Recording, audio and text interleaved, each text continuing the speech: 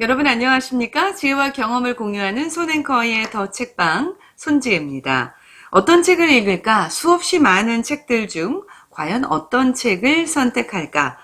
선택이 많아지면 그만큼 고민도 늘죠. 그래서 그 고민을 덜어드립니다. 지혜와 경험을 공유하는 손앤커의 더 책방. 오늘은 제가 추천하는 이원선 작가의 비즈니스 천재들은 생각하는 방법이 다르다라는 책을 소개하겠습니다. 이 책 제목부터가 확 끌리지 않습니까? 그러니까 마치도 이 책을 읽고 나면 비즈니스의 천재가 될 것만 같은, 그리고 천재가 돼서 비즈니스도 잘 될 것 같은 그런 생각이 들지 않으세요? 저는 그래서 이 책을 선택했거든요. 제가 이제 일단 오전부터 2시까지는 제 일을 해야 되고요. 그리고 2시부터는 이제 매일 그 생방송 오늘이라는 시사 프로그램을 제가 진행하고 있잖아요. 대전 MBC에서. 그러면 이제 그때부터는 생방송 준비를 해야 합니다. 이것이 시사 프로그램이라서 뭐 신문도 매일 읽어야 되고 시사 정보에 늘 깨어 있어야 하다 보니까 늘 바빠요. 물론 저보다 바쁜 분들도 많이 계시겠지만요. 아무튼 그렇게 해서 이제 방송 출근을 하고, 방송 준비하고 출근하고, 방송이 끝나면 7시. 시간은 한정돼 있고, 할 일은 너무 많고, 그래서 왜 제가 몇 주 전에 시간관리법이라는 책도 소개를 해드렸는데요. 그래서 시간관리, 생각관리, 뭐 이런 것들에 관심이 많습니다. 그래서 이 책을 선택한 이유도 시간을 효율적으로 사용할 수 있는 방법 중에 생각을 어떻게 정리하고 그 생각을 실행에 옮기는 좋은 방법이 없을까 고민을 하다가 이 책을 선택했습니다. 뭐 생각은 누구나 다 하죠. 그런데 저는 이제 개인적으로 어떤 생각을 어떻게 정리하고 확장시키느냐, 이게 중요하다고 생각을 합니다. 그리고 가장 중요한 것은 그 프로세스를 통해서 나온 생각들을 실행에 옮기느냐 그렇지 못하느냐라는 거죠. 그러니까 그 생각을 하는데도 분명히 뭔가 비법이 있을 것이다 라는 생각을 갖게 됐습니다. 이 이원선이라는 작가는 비즈니스 컨설턴트이자 산업교육 전문가라고 합니다. 이 책 표지를 보면요, 맨 위에 이렇게 써 있어요. 생각의 차이가 행동의 차이를 만들고 행동의 차이가 결과의 차이를 만든다. 맞는 얘기죠. 예. 그리고 비즈니스 창의력의 프로세스를 밝혀낸 책. 리처드 브랜슨, 이 영국 사업가죠. 그리고 스티브 잡스, 빌 게이츠, 킹 캠프 질레트. 천재들의 창의력은 어떻게 최고의 비즈니스가 되었을까? 궁금하시죠? 그리고 이제 뒷면으로 가면 최고의 비즈니스맨들은 무엇을 어떻게 생각하고 실행하는가? 이 책만 읽으면 이 안에 답이 다 들어있을 것 같습니다.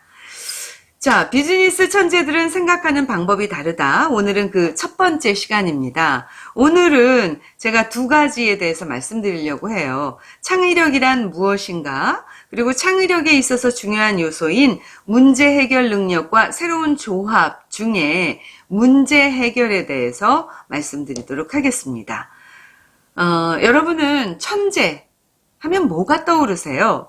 뭐 쉽게 생각할 수 있는 게 창의적이다. 크리에이티브하다, 뭐 창의력 이런 게 떠오르시죠? 그럼 창의력이란 과연 뭘까요? 창의력을 개념적으로 정의하면 문제 해결을 위해 새로운 개념을 찾아내거나 기존의 것을 새롭게 조합해내는 능력이라고 할 수 있습니다. 그러니까 우리가 그러면 창의력을 발휘하지 못하는 이유는 뭘까요? 창의력을 발휘하지 못하는 이유는 창의력이 만들어지는 메커니즘을 정확히 파악하지 못하고 있기 때문이라는 겁니다. 일이 꼬이고 어려워지는 원인은 일의 시작과 끝을 정확히 모르는 데서 발생한다는 거예요.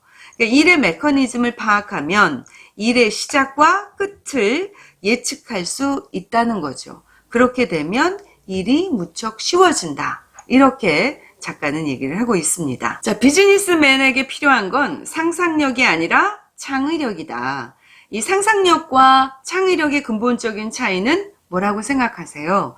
그러니까 목적 지향성과 현실적 문제 해결 가능성이 있느냐 없느냐, 그 차이가 창의력과 상상력의 그 차이라는 거죠. 상상력은 영어로 imagination입니다. 그러니까 즉 이미지를 그려보고 사고의 범위를 확산시킨다라는 의미를 가지고 있어요. 그래서 상상력을 발산적 사고다라고도 부릅니다. 이 창의력은 문제 해결을 위해서 새로운 개념을 찾아내거나 기존에 있던 것을 새롭게 조합해내는 능력이라고 정의를 합니다. 자, 여기에서 중요한 두 가지 요소가 있죠. 문제 해결이라는 목적과 새롭게 조합하는 방법입니다. 자, 문제 해결은 문제를 어떻게 정의하느냐로부터 출발합니다. 문제를 제대로 정의하지 못하면 문제를 풀기는커녕 다른 문제도 생길 수가 있다는 거죠. 뭐가 문제인지를 모른다는 거죠. 근데 저는 최근에 개인적으로 문제의 정의라는 게 얼마나 중요한지를 새삼 느낀 적이 있었거든요. 자, 그렇다면 문제란 것은 무엇일까? 문제란 무엇인가? 문제는 현재 상태와 바람직한 상태에 대한 개념이고 해결을 요하는 사항이다.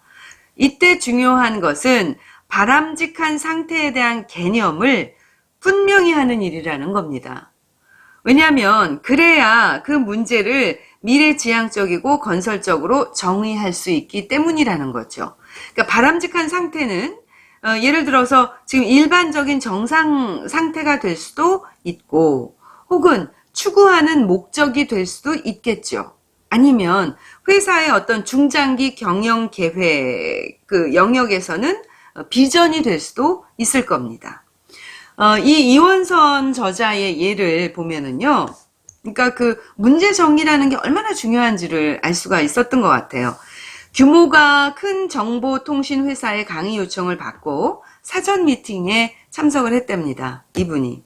근데 교육 담당자는 당장 실무에서 활용할 수 있는 내용이면 좋겠다. 이렇게 얘기를 하더래요. 근데 저도 이제 강의를 자주 하니까요.